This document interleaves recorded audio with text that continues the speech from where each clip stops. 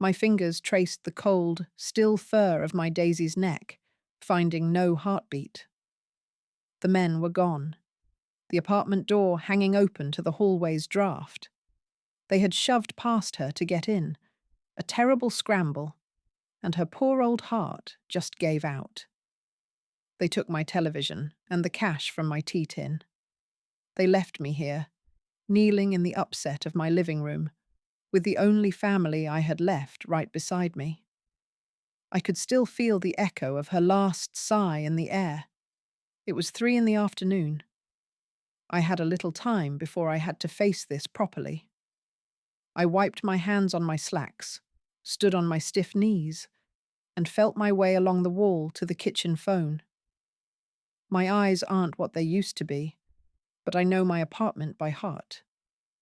I dialed 911. I did not cry. I had memorized their voices. The tall one had called the other Mikey. I remembered every word. I needed 3 things: the police here, Daisy taken care of with respect, and to plant the first seed. The feeling of her soft, lifeless fur under my fingertips was a quiet, profound grief. She had been my steady companion for 8 years, following me from room to room. The operator's voice was calm, asking for my address. I gave it, my own voice steady. I heard the distant sirens within minutes. 2 officers arrived, their footsteps heavy in my small space.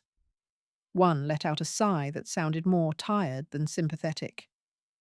"Ma'am, it's a terrible thing, a break-in. We're sorry about your dog. We'll file a report for the burglary." I turned my face toward his voice. Her name was Daisy. She wasn't just a dog. She was my routine, my little shadow. I let the silence sit for a moment. "You should look around properly. They were rough and fast." There was a shift in stance, a rustle of paperwork. The younger officer spoke up. "Found an empty wallet tossed behind the couch. No ID, but it's not yours, is it, ma'am?" Suddenly, it wasn't just a simple grab and go. It was a messy invasion. The report details grew. Then, something shifted in the older cop's tone when I mentioned the name I'd overheard. "You're sure you heard Mikey?" He knew that name. I could hear it in his paused breath. He took a new, more careful statement. They left with promises to follow up, taking my dear Daisy's body, wrapped tenderly in a sheet from my linen closet. I was alone in the silent, violated space. The quiet was unbearable. Then, my simple cell phone buzzed softly on the counter. A text from my daughter, Karen. "Mom, the building manager just called me. He heard about a break-in. Are you hurt? We really need to talk about your living situation. This isn't safe." I read it twice, the words glowing in the dim light, feeling like a new kind of weight settling in. Karen sat at my kitchen table, and the scent of her expensive perfume filled the room, a sharp contrast to the usual smell of my tea and toast. She'd used her emergency key to let herself in. "Mom, please be reasonable," she began. "A blind woman living alone after a violent robbery. They killed your poor dog. What if they come back for what they missed?" She slid a brochure across the table. I found it with my fingers, feeling its thick, glossy paper. Sunset Gardens is a wonderful assisted living place. They have security, planned activities, and people checking on you around the clock. My heart ached, less from the memory of the robbery and more from my own daughter seeing me as a helpless liability. This brochure felt like a verdict from all my sensible grown children. "I am not discussing this, Karen," I said firmly. "The police are on it, and I am getting a new guide dog." She let out a short, impatient sigh. "The waiting list for a properly trained dog is years long, Mum, and they cost a small fortune. Your savings can't stretch that far." She patted my hand, a gesture meant to be comforting that instead felt like she was patting me away. We're all just so worried about you. The doorbell chimed then, a welcome interruption. I wasn't expecting anyone. Karen got up, her heels clicking on the linoleum. I heard the door open and a polite male voice. Mrs. Evelyn Gray, I'm Detective Miller. We spoke on the phone. I have a quick follow-up, if you have a moment. Karen's tone instantly sweetened. Oh, Detective. Thank you for coming by. We were just talking about my mother's safety. It's our biggest concern.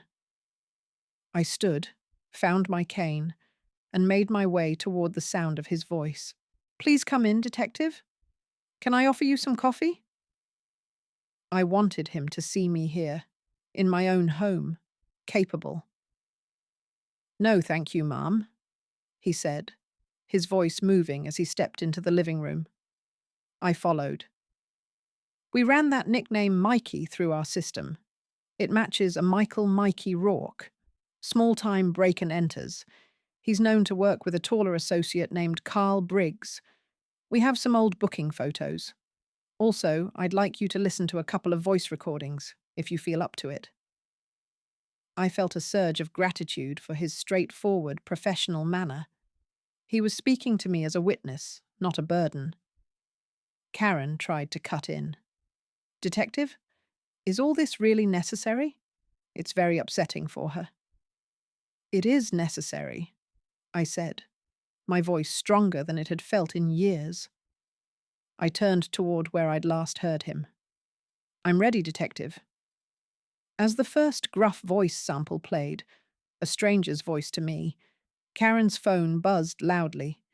She whispered a tense, I have to take this, and hurried into the hallway. I heard her muffled, urgent reply. I know, I'm working on it. The detective is here now, which complicates things. Just have the paperwork ready to go. Her words hung in the air, a secret I wasn't supposed to hear, and they felt heavier than any glossy brochure. The detective left with my tentative, frustrating non-identification. Those recorded voices just hadn't sounded right to my ears. Karen had gone off to one of her meetings shortly after, leaving that glossy assisted living brochure on my kitchen table like a little tombstone. I stood in the center of my living room for a long time, feeling the empty spot where Daisy's plush bed used to be. A draught of physical coldness seemed to rise from the floorboards right against my ankles. My resolve hardened right then. I needed to find a way to stay independent, to fund a new guide dog, and to understand why my own daughter was so eager to pack me away. The toll of it all was the crushing loneliness, paired with the sheer logistical mountain of daily life while being blind. The calendar on the wall added to my worries. Karen would be back. That brochure was a sign she, and likely my son David too, had already been touring places without me. I felt my way to the old secretary desk in the corner, my fingers finding the familiar key taped underneath. Inside were all my important papers, kept in careful order. The deed to my apartment, which I'd bought outright after my dear husband Martin passed. My will. My pension documents. I sat heavily in the chair and began to methodically feel each one, the notched stickers I'd carefully put on them years ago, helping me identify each file by touch. It was a small system, but it gave me a sense of control. My search was interrupted by the feel of a new, crisp paper slipped among the familiar, softer files. It was a photocopy. I could tell by the smooth, almost greasy texture. I carried it carefully to the kitchen, where the light from the big window was brightest for my minimal light perception. I held it close to my face, turning it slowly, until the blur of text and a bold header resolved just slightly. It was a medical assessment form. At the top, it read, Patient, Evelyn Gray. Assessing physician, Dr. R. Feldman. My breath caught. I didn't have a Dr. Feldman. I'd never heard the name. The date was from 2 weeks ago. I squinted, bringing the page inches from my glasses, and the conclusion, in a stark black blob, sharpened into the terrifying word incompetent, followed by an official-looking scribble. My heart began to hammer against my ribs, a frantic drumbeat of panic. Someone was laying a paper trail to have me declared incapable. Then, my thumb brushed the top of the page again, and I noticed something I'd missed. The letterhead wasn't from any doctor's office. It was a copy from the law offices of Gable and Stern, my son David's law firm. David? The thought made my stomach. Just then, the phone on the wall rang, its shrill sound shattering the thick, silent panic in the kitchen. I fumbled for the receiver and picked it up. Hello? It was a woman from the Guide Dog Foundation, her voice kind and professional. Mrs. Gray? We received a call about your application withdrawal due to financial constraints. We just wanted to confirm this with you directly before we close the file. I gripped the cold plastic of the receiver, my mind reeling. Someone had called them. Someone who knew about my application and wanted it stopped. The pieces, cold and sharp, were starting to fit together in a way that broke my heart. I kept my voice perfectly even, a skill I'd honed over years of hiding my poor eyesight from the family. There must be some mistake, I said to the woman from the senior housing office. I did not withdraw my application. Can you tell me who called you? The woman on the line hesitated, her tone turning apologetic. It was a family member, a Mr. David Gray. He said he was acting as your power of attorney and that the funds for the deposit were no longer available. I felt the solid floor beneath me seem to tilt. David, my own son, the successful estate lawyer. I have not granted anyone power of attorney, I stated, making each word slow and precise. My application is to remain active. From now on, please send any and all correspondence only to me, at this number and my address. And I insist you require my direct, verbal confirmation for any changes. After I hung up, my hands were like ice. The chill went right through me, so I now faced a battle on two fronts. I still had to understand what happened to my dear friend Daisy, and now I had to stop my own children from legally sidelining me. The betrayal of it seared deep, feeling far worse than any burglary. An invisible clock was ticking, not just on the housing list, but on my own medical declaration, which David had also gotten his hands on. I needed a lawyer, and quickly. But not just any lawyer. Someone completely outside of David's professional circle. I picked up the phone and called Mrs. Pinsky from down the hall, a sharp-witted widow in her 70s who still drove her old sedan. Annie, it's Martha. I need to ask a favor, a discreet one. Could you possibly take me to a law firm downtown tomorrow? Anywhere but Gable and Stern. That was David's firm. She was at my door in 10 minutes, smelling of her familiar lilac powder and radiating gentle curiosity. I didn't mince words. I showed her the photocopied financial assessment David had submitted. She took one look and hissed through her teeth. Those little snakes. Your David did this? I always thought he was a bit cold, even for a lawyer. She took the paper from my trembling hand. All right. Listen, my nephew, he's not a fancy downtown type, but he's honest as the day is long. Saul Bernstein. He does a lot of elder law, wills, guardianships, that sort of thing. We'll go see him at 9 sharp. That night, as I lay in my dark bedroom trying to quiet my racing mind, something else happened. My old landline phone on the bedside table rang, shrill and sudden. A blocked number showed on the caller ID. I answered, my heart already thudding. A rough, unfamiliar male voice whispered harshly into my ear. Stop talking to the cops, Grandma. You didn't see nothing. Next time, we won't miss. The line went dead with a final click. The threat itself was almost expected after Daisy's death, but its timing was a profound surprise. They knew the police had visited me again that very day. Someone was telling them. The only people who knew about Detective Miller's visit were the police, my daughter Karen, and me. I lay there frozen, the receiver still in my hand, listening to the dial tone hum. Then, from the direction of my living room, came a soft, distinct click from the front door, the unmistakable sound of a key turning quietly in the lock well after midnight. I froze, my hand tightening around the old, heavy flashlight I kept by my bed. It wasn't a weapon, but it was solid. The footsteps in the living room were light, trying to be quiet, not the heavy boots of the burglars. This was a familiar, hesitant step. A faint smell of that expensive perfume cut through the dark. "Mum?" Karen whispered. "Are you awake?" I didn't answer. I lay perfectly still, regulating my breathing to the slow rhythm of sleep. In that moment, I focused on pure survival. To listen, to understand why she was creeping into my home in the dead of night. I heard her move to the kitchen, the faint squeak of the secretary desk opening. Papers shuffled. She was looking for something. The deed? The will? She muttered a quiet curse. Then her phone lit up with a muffled glow I could barely perceive as a dim lightening of the room. She spoke in a hushed, urgent voice.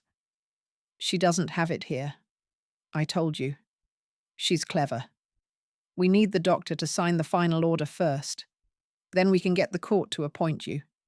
Just keep the pressure on with the police report. Make it look like she's confused." A pause.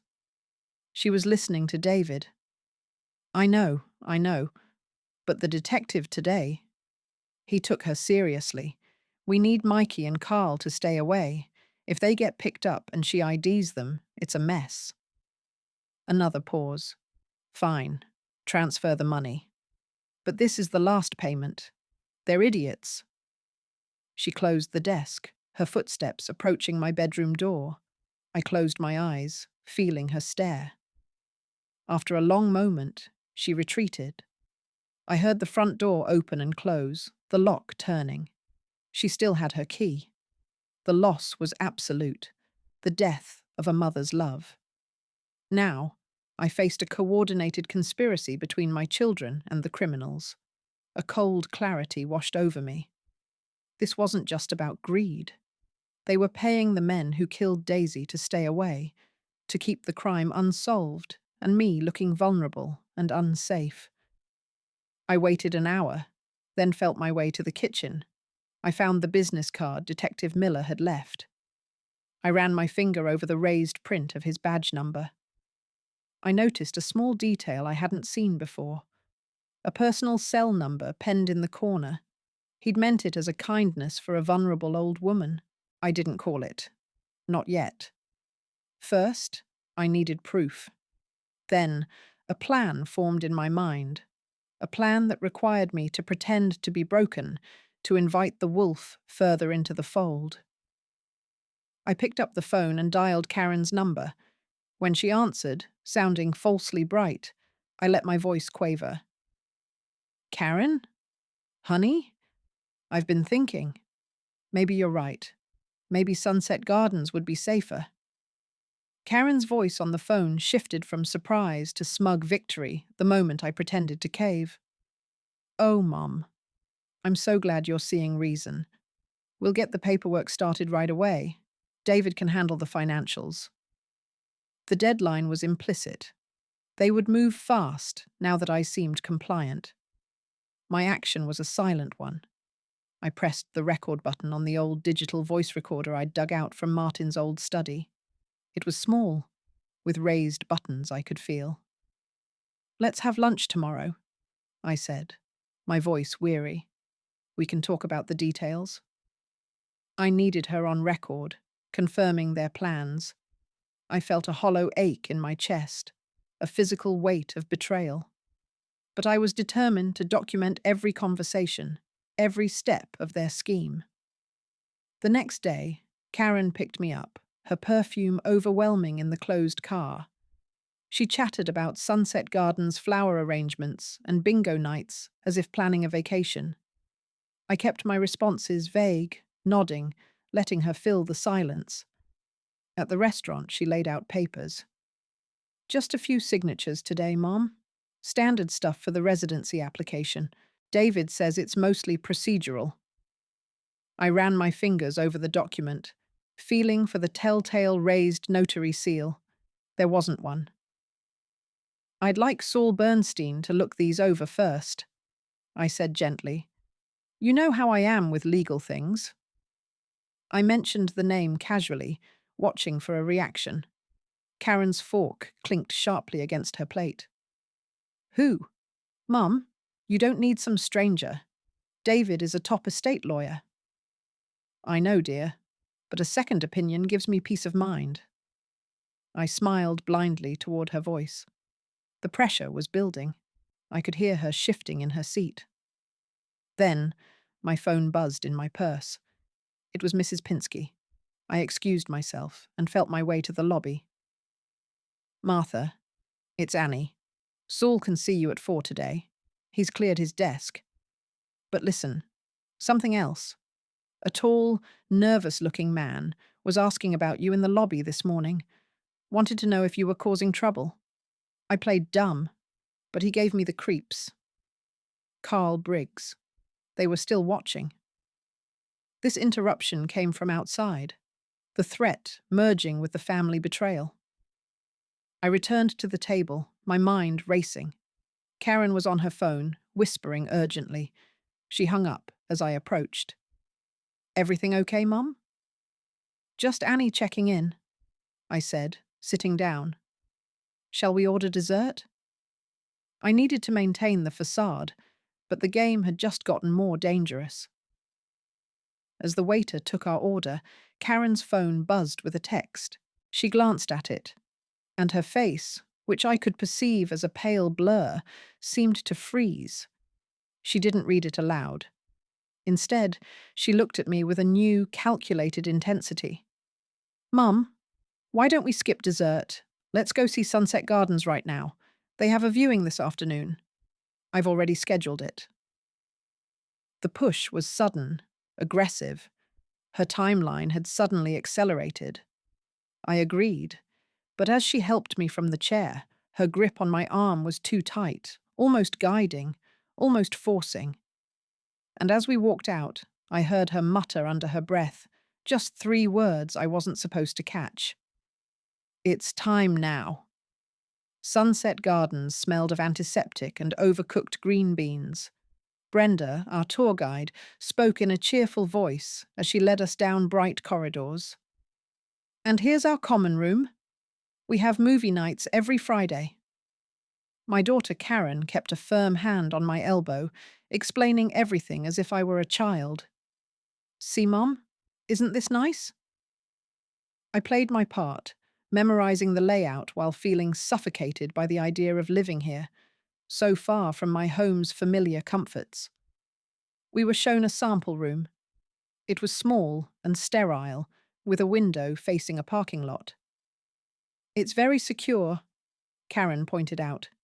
You'd never have to worry about break-ins. The irony was bitter. I let my hand tremble as I touched the vinyl bedspread. It's very clean, I whispered. We'll need to start the medical evaluation soon, Brenda said. Just a formality.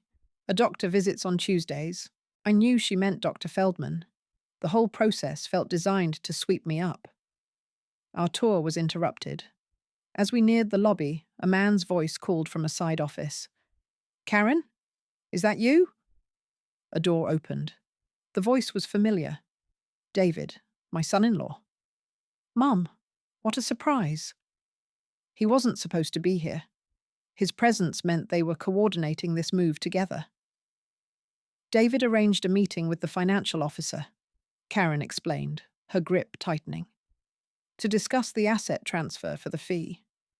I forced a smile. How efficient. Inside, I was scrambling. I needed to get to my lawyer Saul Bernstein's office by 4.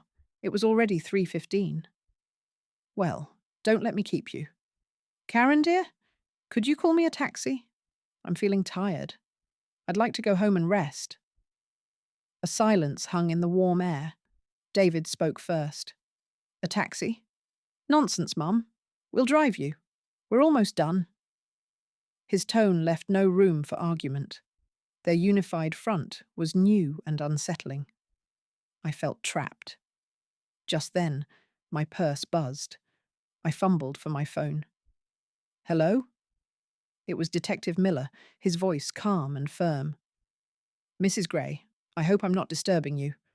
We've had a development on the burglary case. Could you come to the station at your convenience? Today, if possible. It was a lifeline. I raised my voice slightly. The police station? Today? Of course, Detective. I'll be there soon. I hung up. The change in the room was immediate. Karen's hand dropped from my elbow. David cleared his throat. The police? What do they want now? They have a development, they said. I really should go. I looked between their concerned faces, waiting. I could feel a silent conversation happening between them. David finally spoke, his voice low. I'll drive you, Mum. We wouldn't want you to go alone. His offer felt less like kindness and more like a sentence. David's car was silent, except for the hum of the engine. He didn't play the radio. Karen had stayed behind at Sunset Gardens to finish the paperwork.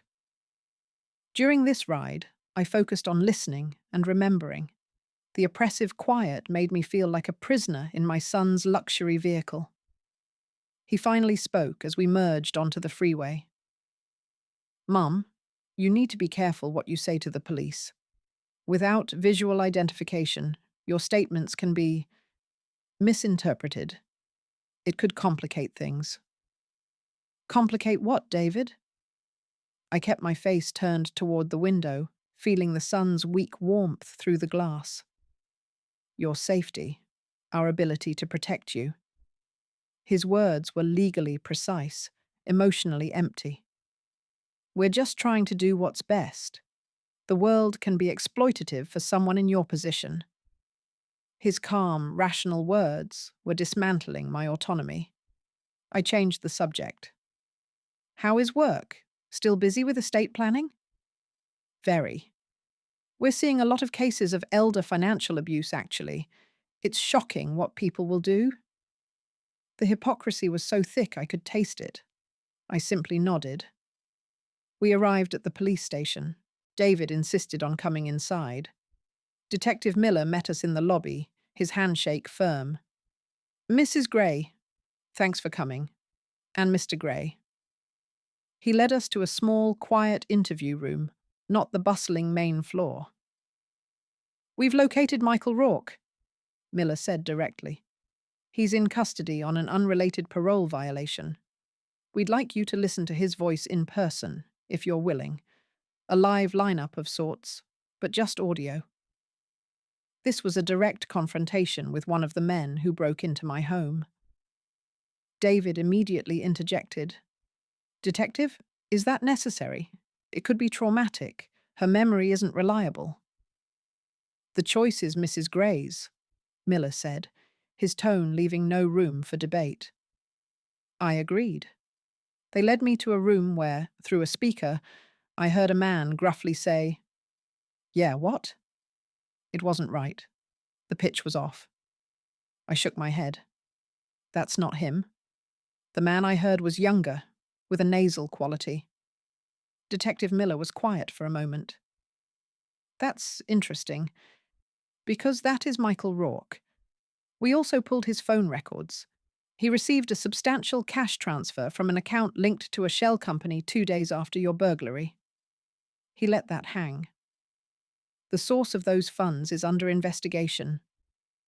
I felt David stiffen beside me. The money trail was a shocking, leading back to him or Karen. But Miller wasn't done. There's more. We tracked the prepaid phone that threatened you. It was purchased at a convenience store 2 blocks from your son's law firm, Mr. Gray. The room went perfectly still.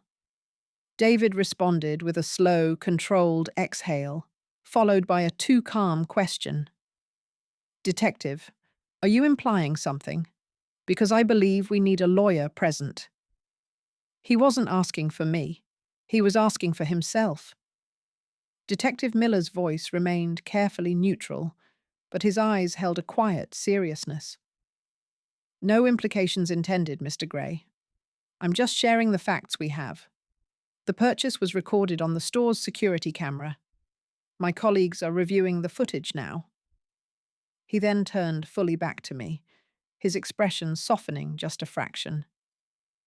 Mrs. Gray, for your own safety and peace of mind, I would strongly recommend you review your personal legal documents.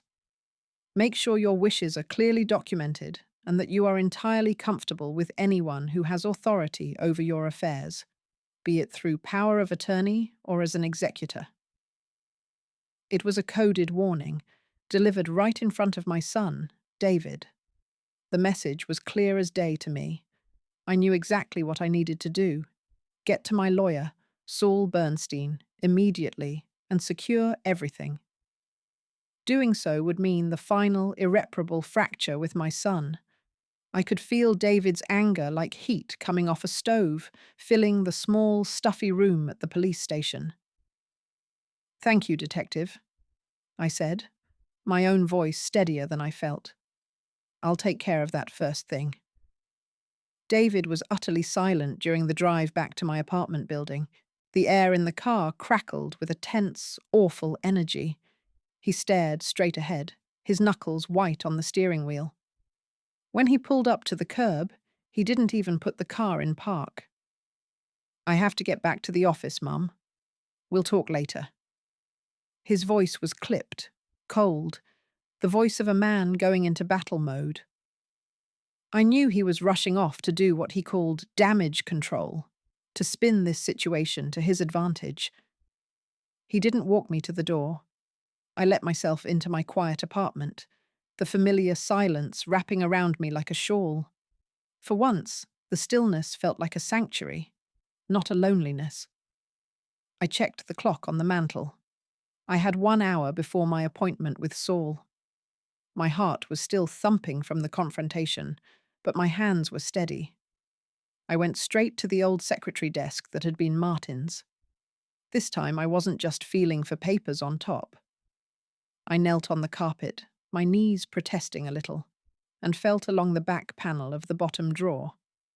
Martin, ever the cautious planner, had shown me this years ago, a secret little compartment for important things. Just in case, Ellie, he'd said with a wink. My fingers, remembering, found the tiny, almost invisible latch. I pressed it, and a slender panel slid open. Inside, on the bare wood, lay a single, crisply folded document. I pulled it out. It was the original signed copy of my last will and testament, the one leaving everything in trust for my grandchildren, Jennifer and Michael. Holding it, I felt a surge of my late husband's quiet strength. This was what I had to protect. This was why I had to be brave now. I folded the original will into my handbag, needing its crisp presence. I had to get to Saul Bernstein's office in under 30 minutes. I called a taxi and waited by my door. That's when I heard it.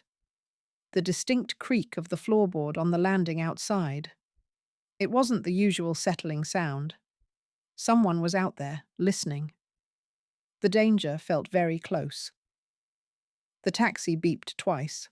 I locked up carefully and went downstairs, my cane tapping, feeling every shadow. The ride was a blur. I held my bag tightly. Saul's office was in a modest brick building that smelled of old books. He was a kind, serious man. Mrs. Gray, Annie explained. Let's see what you have. I gave him the will and told him everything. The forged medical paper, the attempt to get power of attorney with the housing authority. I didn't name my children, but he understood. First, we revoke any existing powers of attorney. We make it official, he said, writing. Then we appoint a neutral third party as your agent, should you ever need one. I know a good person for that. We also file an affidavit stating you are of sound mind. That will block a guardianship push. It was a clear plan. We were working when his phone rang. He answered, and his tone changed. Yes, she's here. A pause. I see. I'll tell her. He hung up. That was the front desk. A man called asking if Evelyn Gray was here. He hung up when asked his name. They were tracking me. Saul looked determined. We'll expedite this. He stamped and signed the documents himself. As he handed them to me, I felt a new calm. I had legal standing. But as I stood to leave, he added, Mrs. Gray? I called a colleague in the district attorney's office about that fraudulent document. He's interested. They may want to speak with you. So it was now a criminal matter. I thanked him and stepped into the hall, the papers safe in my bag. My cell phone, buried inside, began to vibrate. An unknown number. I answered as I walked toward the elevator. Grandma? It was my granddaughter, Jennifer, her voice a tearful whisper. Mum and Uncle David are fighting. I heard them say your name. They said you're ruining everything. Uncle David said he has to fix it before the police, before they... She broke into a sob. The elevator doors dinged open, revealing an empty car. Jennifer's call chilled me. My sweet 16-year-old granddaughter was trapped in her mother and uncle's mess. I stepped into the elevator. Jenny, where are you? I asked softly. In my closet. They're in the kitchen. Uncle David said he needs to find a real will. He mentioned a paper you signed. She was crying quietly. This trouble was now reaching my grandchild. Listen, sweetheart. I love you. You've done nothing wrong. Don't get involved. If you feel unsafe, call me or 911, understand? I understand, she whispered, and the call ended. The elevator reached the lobby. I stood gripping my cane, the new documents in my bag a small comfort. David was searching for the original will. He didn't know I had it. I needed to get home and put the will in my safe deposit box. But first, I had to be careful. I asked Ray, the building security guard, to call a different taxi and to watch if anyone seemed interested in me. He nodded kindly and walked me out a side entrance to a cab. The ride home was tense. I kept checking the mirror, though my eyes aren't what they used to be. At my building, I paid and stepped out. As I fumbled for my keys by the front door, a man stepped from the shadows. A hand clamped on my arm. We need to talk? It was the rough voice from the threatening call. Carl Briggs. Your kids stopped paying us. Now we're talking to you. I stayed very still. The police have your friend. They're tracking the money. Talking to me won't help. He seemed surprised by my calm and loosened his grip. They set us up. Your lawyer's son set up the payments, then said he'd blame your dog on us if we didn't back off. He sounded desperate, turning on his employers. If you have proof, give it to the police, I said quietly. It might help you. He snorted. Proof? I've got a memory and a broken promise. I remember his fancy office. He paid in cash from a locked drawer in his desk, a big wooden desk with a deep scratch on the left side. He gave me that one clear detail, then slipped back into the shadows. My heart pounded. That description could support his story. I hurried inside, locking the main door. Approaching my apartment, I saw my door was slightly ajar. The deadbolt I had locked was useless. From inside, I heard the sound of drawers being emptied onto the floor. I stood frozen in the hallway, listening to David and Karen tear through my apartment. They had a key and had given up all pretense. The legal documents in my bag felt like a live coal. I couldn't let them find those. Quietly, I backed down the hall, my cane silent on the carpet, and knocked on Mrs. Pinsky's door. Annie opened it immediately and pulled me in. "They're ransacking my home," I whispered. "I heard them arrive," she hissed, peeking through her peephole. "Your door's wide open. Papers are everywhere." The violation cut deep. They were looking for the will. I needed them to think they'd won, to give them a false victory. I needed a decoy. "Annie, do you have a blank paper and a pen?" I asked. At her kitchen table, with her guiding my hand, I wrote in large, shaky letters, "Last will, all to David and Karen, for my care." I signed it with an exaggerated, unsteady scrawl. It looked like a pathetic forgery. "We need to put this where they'll find it." "The freezer," Annie said, her eyes bright. "Behind the peas." She slipped the paper into a baggie and darted out. I heard her at my door. "My goodness! What's going on in here?" she exclaimed. "None of your business," David snapped. "I was just coming to borrow an egg." Annie's voice moved into my apartment. I heard the freezer open and shut. "Well, I see you're busy." She hustled back and gave me a sharp nod. The trap was set. Minutes later, we heard a shout from David. "Karen, look at this." There was a rustle of plastic. Then a low laugh. "It's barely legible. It's perfect proof she's incompetent. This is just what we need with the doctor's report." Their celebration over that scrap of paper was the coldest sound I'd ever heard. They soon stopped searching and left. Annie and I waited for the elevator to descend before entering my apartment. The disarray was heartbreaking. Photo albums upended, my jewelry box dumped on the couch. But they had taken the fake will. I felt my way to the freezer and, behind the peas, found the secret panel Martin had installed in the back. It was still closed. Inside, I placed the real will and Saul's documents. I shut the panel just as my phone rang. It was Detective Miller. "Mrs. Gray, we identified the man who bought the phone used to threaten you. We're bringing him in. His name is Carl Briggs. He's asking for a deal and says he has information about your son." Detective Miller's words hung in the air of my ransacked home. Carl Briggs was in custody and talking. David was in serious trouble now, and he would know it soon. Things were moving much faster now. I needed to be the one to control what happened next. "Detective, I have information that may corroborate his story," I said, my voice clear. I told him about the confrontation with Briggs and the specific detail about David's desk, the fancy wooden one with a big scratch on the left side.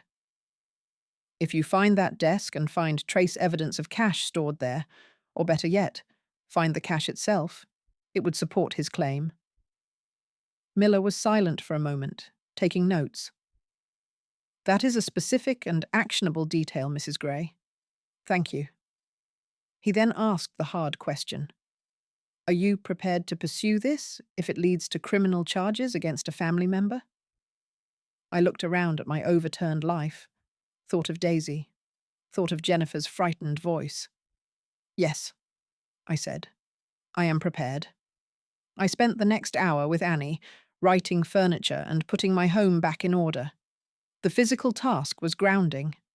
As we worked, I formulated my final move. It wasn't enough for the law to catch up with them. They needed to face me. They needed to hear the consequences from the woman they thought was blind and broken. At 6 o'clock, my phone rang. It was Karen. Her voice was sweet, poisoned with false concern. "Mum, we're so sorry about the mess. We were just looking for your insurance papers after the break-in. We found that note you wrote. It's clear you need more help than we realized. We've scheduled a meeting with Dr. Feldman for tomorrow at 10 to finalize the competency assessment for Sunset Gardens." She was moving with their fake will, confident they had won. I played my part. Oh, I see. Tomorrow at 10? Yes, at his office. David and I will pick you up at 9:30. It's for the best, Mum. She hung up. I now had their plan and their deadline. But I had my own appointment to make. I called Detective Miller back. The meeting with the doctor is tomorrow at 10. They're picking me up at 9:30.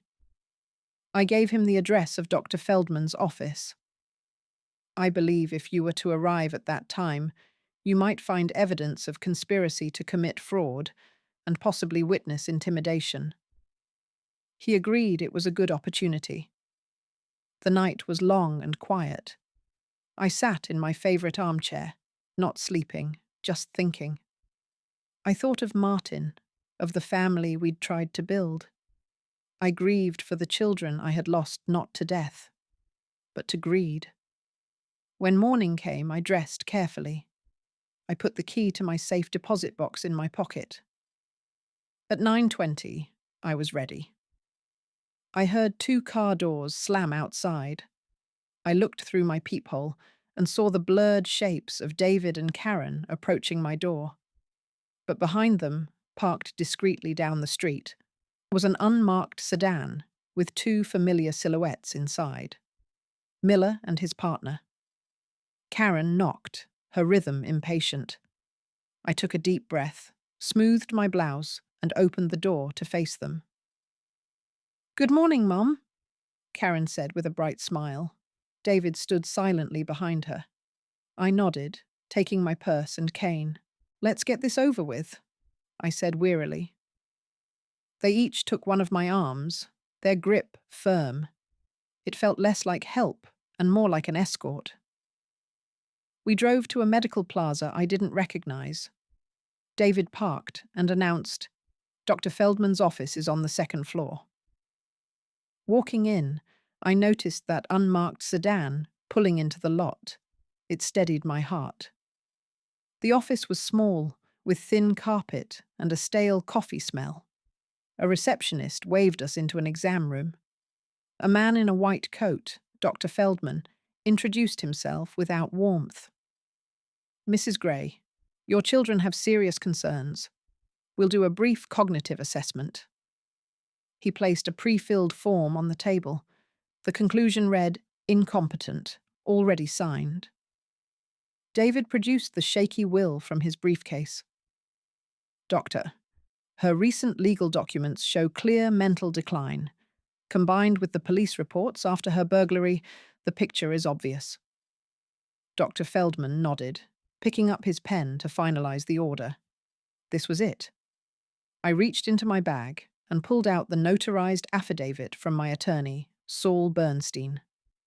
I placed it on his form with a firm tap. "Before you sign, read this. It's a notarized affidavit attesting to my sound mind, executed yesterday. It also notes I am under the district attorney's protection. They are investigating a fraudulent prior assessment with your name on it." The room fell silent. David gasped.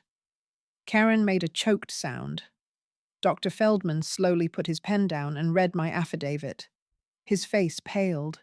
Right then, the door opened. Detective Miller and his partner stood there with badges held up. "David Gray, Karen Gray, we need you to come to the station to answer questions about conspiracy to defraud, attempted elder financial abuse, and witness intimidation. We have Carl Briggs in custody. He's given a full statement implicating you both in the payment scheme for your mother's burglary." Karen whirled toward me, her composure gone. "You did this? How could you?" I turned toward her voice, calm. "You killed my dog to get my house. You used my blindness against me. A mother never forgets the sound of her children's voices, even when they plot her ruin." I then told the detective, "You might want to search the left-hand drawer of the scratched wooden desk in David's office." David stared, his lawyerly facade crumbling into horror. He wasn't seeing a helpless old woman anymore. He was seeing a witness. The officers led my children away. I sat quietly as a frantic Dr. Feldman tried to explain himself. The law was taking over now. I had protected my home and my legacy for my grandchildren. But sitting there in the sterile quiet after they all left, the victory felt hollow and cold. It came at my own family. I placed my hand on the empty space beside my chair, where Daisy would have laid her head, and waited for my ride home. The silence in my apartment after the arrests was profound and different. It wasn't the lonely quiet I felt after my friend Daisy died, or the tense stillness when my children were whispering and plotting. This was a hollow, echoing space, filled only with the ghosts of my own actions. I had sent my own son and daughter to jail. My neighbour, Mrs. Pinsky, brought me a pot of chicken soup and sat with me at the kitchen table, her calm presence a gentle anchor. "They made their choices, Martha," she said, patting my hand. "You didn't build the trap. You just closed the door after they walked into it themselves." The practical matters waiting for me felt like a mountain. Detective Miller had officers return the fake will as evidence. My real documents, thank goodness, were safe in my lockbox. My lawyer, Saul Bernstein, called. "The district attorney is moving fast," he told me. "They found the cash in David's office desk, just as you described. They will want your testimony, but given your age and the circumstances, they will likely accept a recorded video deposition." The hardest part of winning this awful fight was having to speak formally against my own children. With a heavy heart, I agreed to the deposition. The very next day, a soft-spoken woman from Adult Protective Services came to visit. She was kind but thorough, sitting on my sofa with a clipboard. "We were alerted to a potential fraud and exploitation case," she explained. I showed her Saul's affidavit and walked her through the whole sorry situation. She nodded, making careful notes.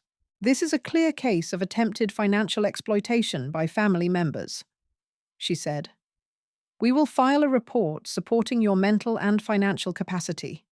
This should prevent any future illegitimate guardianship petitions from being filed." It was a bureaucratic shield, but it felt solid and necessary. Then, the phone rang. It was my grandson, Michael. His voice was young and strained. "Grandma? Mom and Uncle David? They said you had them arrested. Is that true?" The pain in his voice was a fresh wound over all the others. I had to be honest, but I also had to be gentle. "Yes, Michael, it's true," I said, keeping my voice steady. "They were going to have a judge put me in a nursing home and take everything. The apartment, my savings, all of it. They even paid those awful men who harassed poor Daisy, which scared her to death. The police have proof of all of it." I heard his sharp intake of breath on the other end of the line. "I want you to listen to me. I love you and your sister Jennifer. That never changes. This terrible business is between me and them." He was quiet for a very long time. "Jennifer is a mess," he finally whispered. "She heard Mom crying on the phone from the jail. She's really scared." I knew in that moment my final duty was to those two children. Their world had shattered, and I had to provide a safe, stable piece of it for them. After we hung up, I felt a new and clear purpose. I called Saul Bernstein and asked him to set up a trust for Jennifer and Michael, funded directly from my estate and completely inaccessible to their parents. It was a first, small step toward rebuilding something good from all this wreckage. The video deposition was set up right in Saul's comfortable office. A single camera on a tripod was pointed at me, its little red light glowing. A live feed was going straight to the district attorney's office. I had chosen a simple blue dress, the kind I'd wear to a nice lunch. After stating my name for the record and swearing to tell the truth, The assistant district attorney, a kind-faced man on the monitor, began his clear questions. I told them everything, just as it happened. The terrifying robbery, my dear Daisy's death, the threatening phone call, and the relentless pressure from Karen and David afterwards. I described finding the forged medical report and the fake will they had celebrated over dinner. I did not cry, though my throat felt tight. My voice came out steady, a flat and careful recitation of facts I wished I never had to know. When he asked about the desk, I took a breath. Carl Briggs told me the cash payments came from a locked drawer in a fancy wooden desk, I said, looking straight into the lens. He said it had a deep scratch on the left side. I passed that information to Detective Miller. The attorney on the screen nodded slowly. That detail was very important, Mrs. Gray. Acting on your information, the desk was searched with a warrant. We found $20,000 in cash inside that drawer, and a ledger that matches payments to both Briggs and to Michael Rourke. Hearing it stated so plainly made it all feel terribly real. The deposition ended after about an hour. Saul leaned forward and turned off the camera. It's done, Eleanor. That was powerful. They have a very solid case now. I felt completely drained, as if I'd been carrying a great weight for months and had finally, shakily, put it down for good. A week later, the legal machinery turned. Karen and David were formally charged with conspiracy to commit fraud, attempted elder abuse, and witness intimidation. Michael Rourke, facing his own serious charges, agreed to testify against them in exchange for a lighter sentence. He confirmed David had hired them to stage a frightening burglary to make me seem vulnerable and unstable, but that Daisy's death was a terrible, unintended accident. That fact, that my sweet old dog's heart gave out from pure fear, hurt me the most of all. Then, I received a letter from Karen, forwarded by her lawyer. It was not an apology. It was full of venom and blame. You chose a dog over your own flesh and blood, she wrote. You always were a cold woman. I read it once, standing by the kitchen sink, the morning light falling on the harsh lines. Then, I slowly tore it into small pieces, letting them fall into the trash. Letting go of the last faint hope for any remorse was its own painful necessity. My focus needed to be on the family I still had. I picked up the phone and called my granddaughter Jennifer, and then my grandson Michael. I invited them both to my home for a quiet lunch, just the three of us. They needed to see, and I needed to show them, that their grandmother was still here, still standing, and that my door and my heart were open. Jennifer and Michael arrived together on a Thursday afternoon, both looking terribly nervous. To put us all at ease, I decided to make grilled cheese sandwiches, just like I used to for them when they were small. The familiar sizzle of butter in the pan filled my quiet kitchen. We settled around my old table, the very one where Karen had so boldly pushed that Sunset Gardens brochure toward me not so long ago. For a few minutes, the only sound was the crunch of bread. Grandma, Michael began, his voice quiet but direct. Did you really send Mum to jail? I did, I answered, meeting his gaze. What she and your uncle were doing was a crime, plain and simple. It wasn't about being angry, though heaven knows I was. It was about stopping them. I had to protect myself.